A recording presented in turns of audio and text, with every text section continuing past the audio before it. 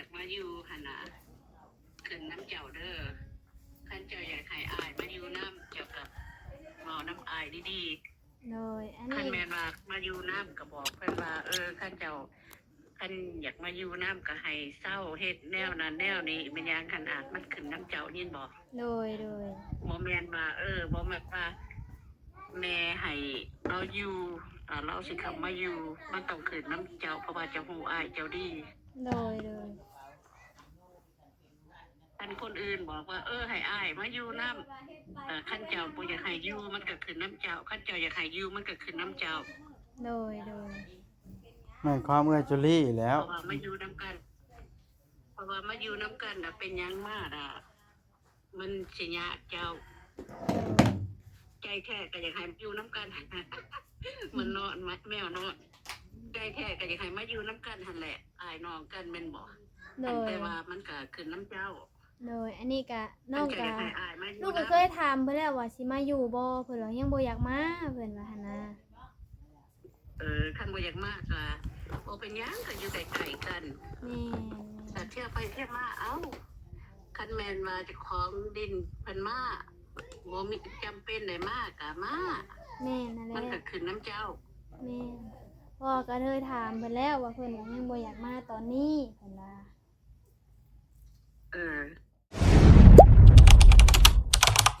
อย่าลืมกดติดตามเพื่อเป็นกำลังใจให้ผมด้วยนะครับทุกคนขอบคุณมากๆครับปัดโตพี่น้องเปิดภาพขึ้นก็ได้มืดฝนโบละเลยบาทในจักสิเท่งมายามใดเอาพี่น้องเอ้ยเนาะตอนนี้ก็ยังอยู่เฮือนซานของน้องแต่คือเก่าพี่น้องเอ้ยป้าโตมานี่กับบรรยากาศคือสิค่อนข้างจะสุ่มเย็นไอ้ลิพี่น้องเพราะว่ามันฝนพายุเข้ามาเป็นทิศผู้ตามที่เบิ่งข่าวถ้าบ่มีอันใดเปลี่ยนแปลงพี่น้องเอ้ยโตทางบ่าวโอยก็ขุดแล้วบ่ทางห้องน้ำก็ได้ย่านน้ำเต็มเพิ่นว่าเตรียมขุดห้องน้ำห้องในก็ได้โอ้อืม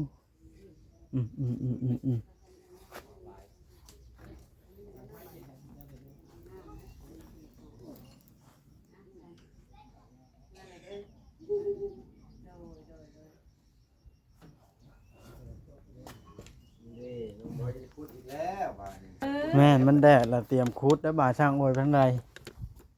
สบายดีเด้อสาวนางอ๋อสิให้สร้างบ่แล้วผู้ช่วยสิจับกล้องให้เด้อใช่ช่างวัดขุดว่าไปแล้วคนตัวใหญ่เด้น้องจับกล้องให้ได้กล้าเป็นหมัดเนาะคืออยู่นั่นแหละใส่เนาะบ่าสำหรับทาง มึงแม่บอกเอ็นผัดคนตัวน้อยๆ หญิงเนาะกันที่ใช้ให้คุดก็คือชิวไหวแล้วเนาะจังหน่อยว่าเมียเราไปเพื่อนน้องแต่นี่มีกระใส่บอกเอ็นเฮ็ดเวียกว่าจะจ่อยบ่แล้วผัวข่อยว่ะนั่นเด้แม่นบ่บ่แม่นเอาค่อยได้บ่จ้อยบ่บาดนะบ่นะเจ้าเราเฮ็ดตุ้ยเมียเลี้ยงดีค่อย20ปลายโลนึง20ปลายโลนี่ประมาณ 3-4 เทื่อไปเนาะบ่70ประจำบ่บ่ฮ้อนเนาะ60ปลาย51โอ้ยบ่มีดอก68เนาะรักคุกรักเจ็ด 7นะเหยียบ7นะเบิ่ง เหยียบเจ็ดไปแหละ บ่เอ้ายังหก ไปบอกลงไปตีแข่งกันอยู่ในหาดนี้ ไปอันไทยน้ำหนักหลายก็บ่แม่นชนะเปิดเอาว่าจะน้อง2คนน่ะบ่ซ้ำที่ดอก2คนกะบ่บ่นี่68 70นะบ่ฮอดบ่แม่นเด้ๆโอ้คาเมนว่าสิคุดกับปดได้ถงงามน่ะป้าไปก่อนบ่โคตร60ปลาย68เนาะบ่64 65นะกว่าบ่มีดอกบ่มีซั่นนั้นแหละเนาะก็บ่แน่บางทีก็สิอยู่วันหักก็อยู่ผู้ชายมันก็เนาะปกติมันสิขึ้นกว่า68บ่รุดมาลุยน้องบอยเฮาไปสิซอยนี่ห้องน้ำดิใครสิคุดใช้อันน้องบอยนะยังจะออกไปเฮ็ดหยังเข้าในบ้านก่อนโอ้ยเธอสร้างเพิ่นมาเฮ็ดเอาท่ออย่างลงแล้วเพิ่นก็เฮ็ดสะดวกวางไว้เนาะเฮาคุดมันแน่แล้วก็ดีได้เพราะว่าเฮาอยู่ใช้ชีวิตคู่มื้อเด้มันก็ห้องน้ำก็จำเป็นได้เนาะเป็นอยู่แล้วตัวนี้แหละจะเป็นแฮงชุดๆเนาะบ่ยากดอกกันกลางค่ำกลางคืนเธอเสียมไปแถวใดก็ได้เนาะ บัดกลางเว้นเด้ บั จ้ะ ดกลางเว้นนี่แหละมันลำบาก เพื่อถ่าสิเข้าป่าโหเนาะก็แม่นอยู่กลางคืนมื้อยากบ่ที่เป็นฝนตกเด้จ้ะ เอาอีกแล้วเด้ อ่ามันลำบากไม่ใช่หรอ ถ่ายเบาถ่ายนักเนาะ นัก เบาหัน ทุกอย่าง มันก็ยังว่ายังสิว่าโอเคอยู่นะ นักดนตรีได้ไหม แม่น ได้ไปทางไหนได้ไหม บัดประชบแบบเจ็บท้องค่ะโอ้ ไปซะนะว่าวลายมันยืดยาวได้ผู้เบิ่งกันครัวตั้งแต่นี่โยนเสียมอะไรก็บ่แม่นนะกล้าเข้าใกล้เนาะแห้งอีหลีปุ่ม สูงขนาดเนาะ ปุ่มตับว่ะน้องแต่เป็นผู้ถือสวานแล้วผัวเป็นผู้ถือจกลุย มีต่อ เนาะบอกแอนสเตอริโอ แบบว่าซาเนล เพิ่นค่อยสิซอยกันเพื่อแบบว่าอันเพิ่นได้ค่าจ้างพอได้ เรียบร้อย 100จักขวดจักใด เนาะ แล้วปล่อยบอกล้าเขาแล้วก็เลยปลุกอยู่เลย ก็บ่ย่านเนาะเพิ่นเสือ แกวแคนเสื้อนั่งเหนียวแล้วคงกระพันเขาเองเลยไหม บ่กล้าไปใกล้แถวนั้น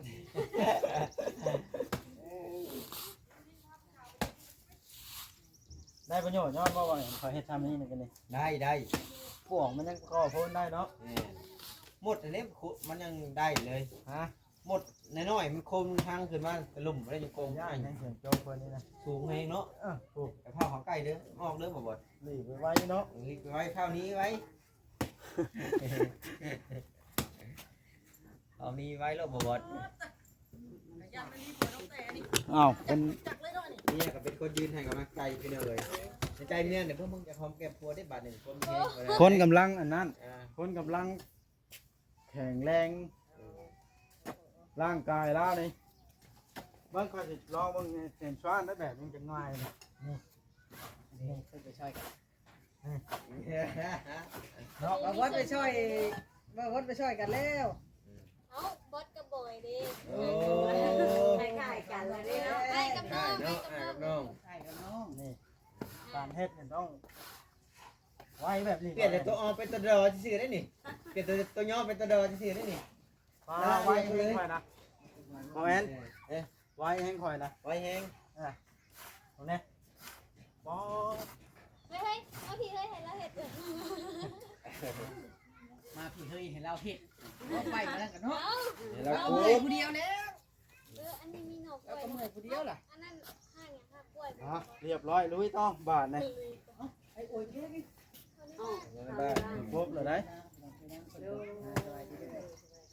เป็นนางสอนดีมาก เบิ่งเดือนหน้าเด้อยูทูบเจ้านะ เห็นหน้า เพราะว่ามันเลยเวลาดิเขาบอกเลยเวลาปกติมันสิจะเอ็ดสองเนาะ มันคือแบบแจ้งชำระมันยังไม่ทันออกเลย แจ้งชำระหรือบ่ แม่ ไปแจ้งชำระแล้วมันเข้า ยั อีกแล้ว งบ่เข้าแต่เมื่อนี้มาสิเข้าไปเบิ่งมันหักยังเบิ่งบ่ได้เพราะว่ามันบ่มีสัญญาณ โอ้ก็เขาไปแจ้งชำระแล้วมันเกินเที่ยงมื้อ แม่นตอนนั้นเราว่าไปนั่นแหละเป็นที่ฮัมเมอร์เราว่าเพราะว่ามันบ่มีสัญญาณเลยล่ะหาละเจ็ดหา ก็เบาอีกเห็นเคยผิดพลาดนะคนใดคนหนึ่งเป็นหุ้นเป็นไง ซอยกันเบิ่มบั่มเบิ่มบั่ม ขวดเดียวอุ้ยกิน100เขาก็อิ่ม นับใช้พุทธสวานนี่ก็แล้วขุมอันนี้บอกแอนในซองสวาน ต่า นี่ งต่างให้น้องเพิ่น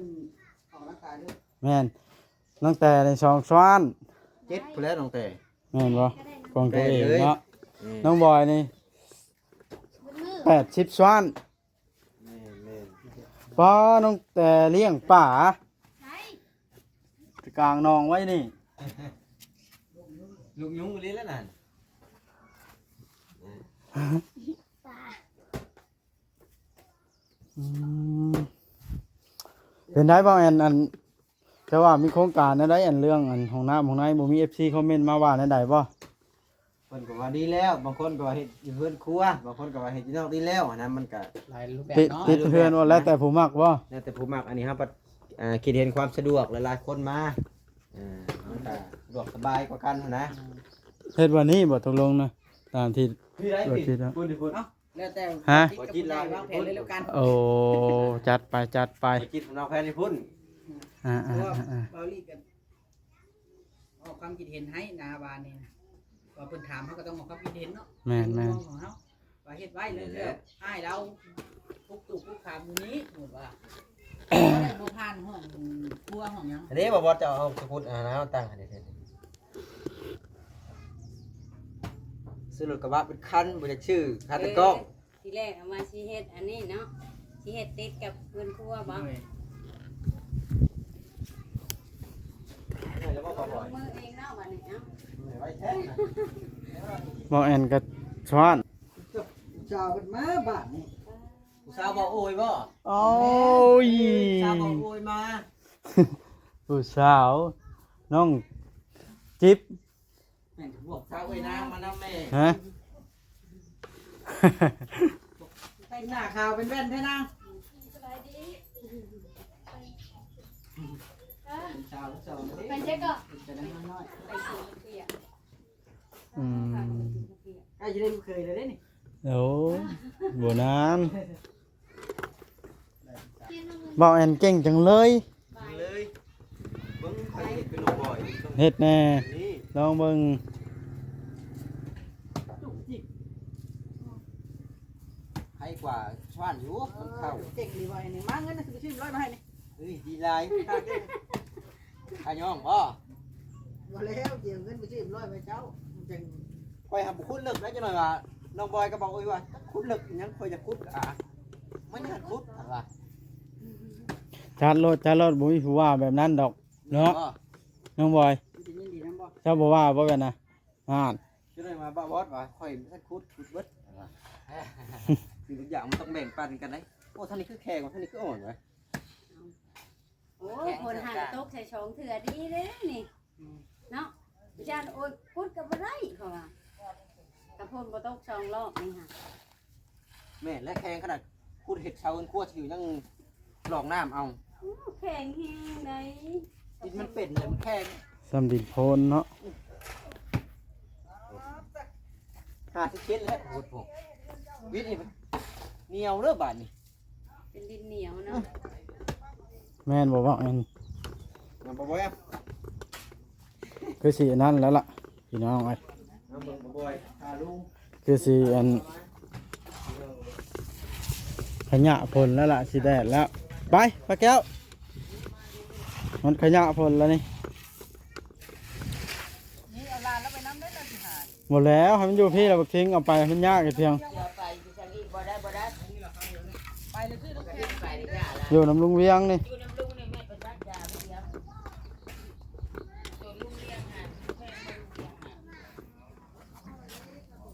เก็บได้หมกม่วงเก็บได้ม่วงชุกว่าตะกี้พุ่นปิวใช้อาหารพักเสียนโอ้เจ็บท้องแล้วแบบนี้บอกแอนบัดกลายไปกลายมาอยู่เนาะหน่อยเราอัน ยาพิษ ใส่สารหนู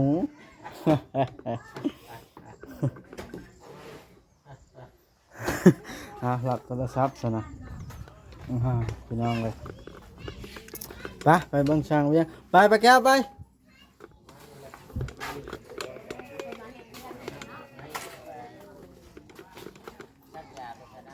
แจกยาเป็นยังเอ้าบ่ไปบ่ เลย เป็นลอยบ่ติเอาไปลอยอยู่แต่เก่าคือว่าเห็นหยังดุขนาดคือเห็นไผตาหยังดุขนาดเลยเดี๋ยว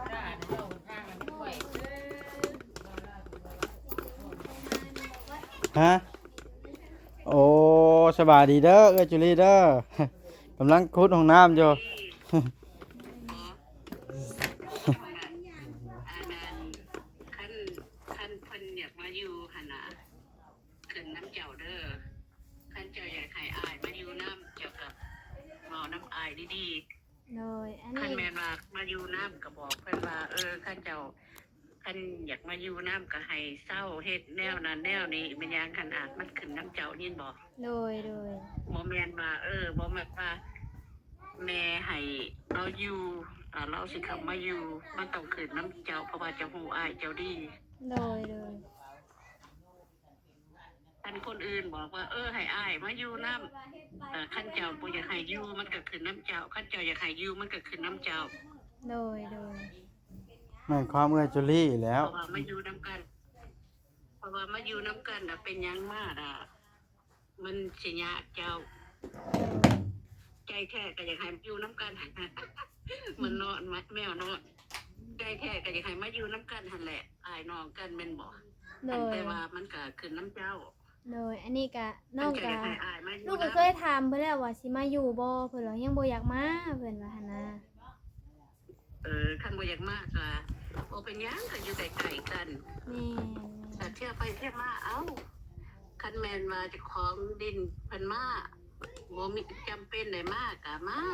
แม่นนั่นแห มันก็ ละ ขึ้นน้ำเจ้า แม่นพ่อก็เลยถามเพิ่นแล้วว่าเพิ่นว่ายังบ่อยากมาตอนนี้เพิ่นว่า ก็เข้าใจอยู่เพราะว่าเคยอยู่หันเด้ แม่นเพิ่นเคยอยู่หั่นเลยสิมาแล้วบัดเพิ่นก็ยังว่าบ่อยากมายังอยากอยู่เพิ่นอยู่ ก็บ่เป็นหยังดอกอยู่ใกล้ๆกันหากินหาอยาก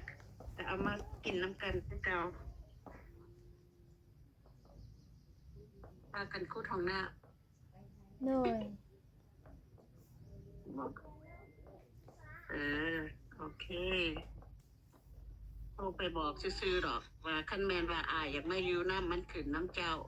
โดย มันบ่ได้ขึ้นน้ำแม่บ่ได้ขึ้นน้ำไผมันขึ้นน้ำเจ้ายินบอก โดยแม่โดย คันอายสิมาอยู่น้ำอีดีเจ้าก็ต้องบอกอายของบ่ดีก็บ่ให้เฮ็ดมันจังสิถือกัน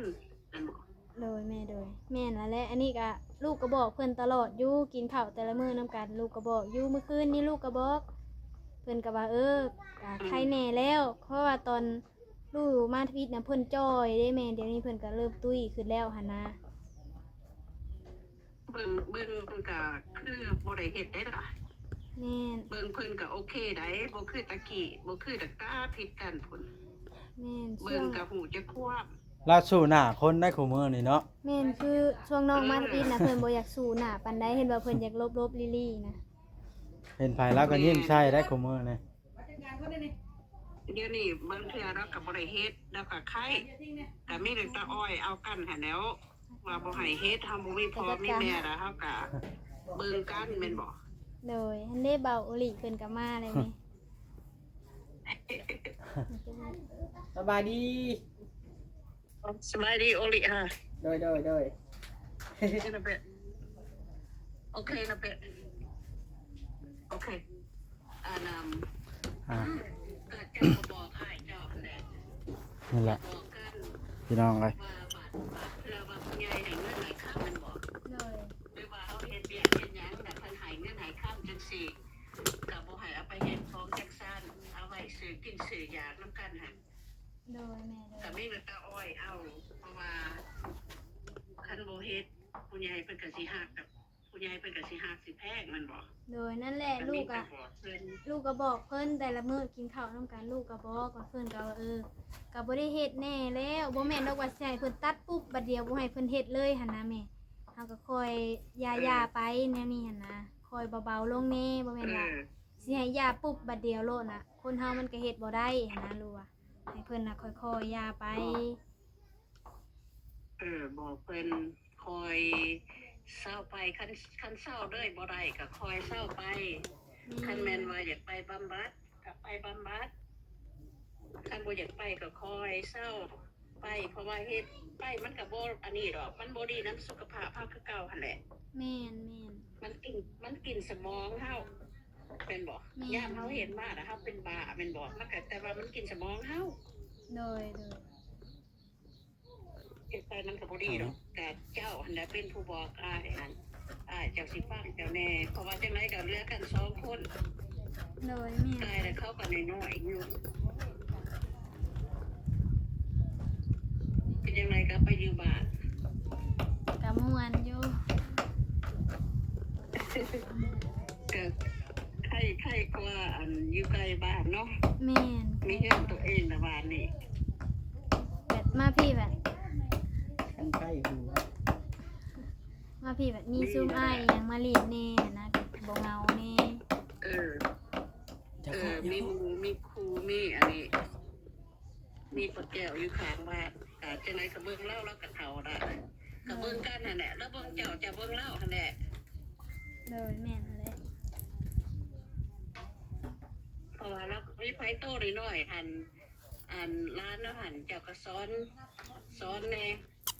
ชอนอยู่เพิ่นก็แบบเพิ่นก็บ่พังอะนะแม่นว่าเขาใส่หั่นเฮ็ดนั่นเฮ็ดนี่เพิ่นก็เฮ็ดน่ะเฮาบอกแล้วเพิ่นบ่พังหั่นนะ อีตนก็ไม่เท่าแก้วหั่นแหละมื้อนั้นก็ไปหาหลานตนเด็กตนดื่นก็ยังบ่เห็นเรามา เป็นร้อยมากินนี่ไปใช้ บอกเอาหันแหละเพราะว่ามันติดเด้มันติดพวกเจ้าเด้เจ้าก็บอกเอา อ๋อ ติ ตัว ดผู้ชายเด้นั่งติดขาเขาอยู่ ก็รูปแบบคนแบบ บอกเอา บ่มีหมู่มีคู่แน่เนาะบัดนี้เนาะบัดมาเห็นบัดมาอยู่ใกล้เฮือนเพิ่นก็ติดแบบนั้นแหละ ติดนั่งติดขางติดแอวอยู่ก็บอกเอานี่ก็บอกเอาให้เพิ่นหูจักบุญคุณของอันแม่แก้วเพิ่นหันแหละ โดย มีหยังก็ให้เพิ่นแป้งไว้ให้แม่แก้วกินบ่แม่นสิกินเบิดคนเดียว แม่นมีหยังลูกก็แบ่งให้คือมะพร้าวลูกก็แบ่งให้เพิ่นอยากกินก่อนมื้อนั้นก็ลูกก็ให้เพิ่นว่าอยากกินก่อนแม่เฒ่าได้ว่าให้ผู้ใหญ่กินก่อนว่าจังกินน้ำหลังโอเคเบิดก็ไปให้แม่เฒ่ากินก่อนบัดนี้แม่นว่าคนอื่นบอกนะเพิ่นพังนะถ้าแม่นว่าแม่เฒ่าใส่นี่เพิ่นบ่ไป บอกเอาจังสั่นน่ะคอยซ้อนเอาคอยบอกเอาซ้อนเอาวันนั้นมันก็หูเองมันดอก โดย วันนั้นมันก็หูมันก็จื้อเองมันดอกคอยบอกคอยซ้อนเอาหันแหละ โดย เด็กหน่อยมีพ่อมีแม่เด้ โดย โอเคมีจะบอกเท่านั้นแหละคันแม่นว่าอาจมาอยู่นำมันยังก็ขึ้นมันขึ้นน้ำเจ้า โด เจ้าย ตัดสินใจจังไรมันก็ขึ้นน้ำเจ้า โดยแม่โดย โอเคเท่านั้นแหละโทรไปเด่นน้ำซื่อๆหรอก สบายดี โดยบาย บาย บาย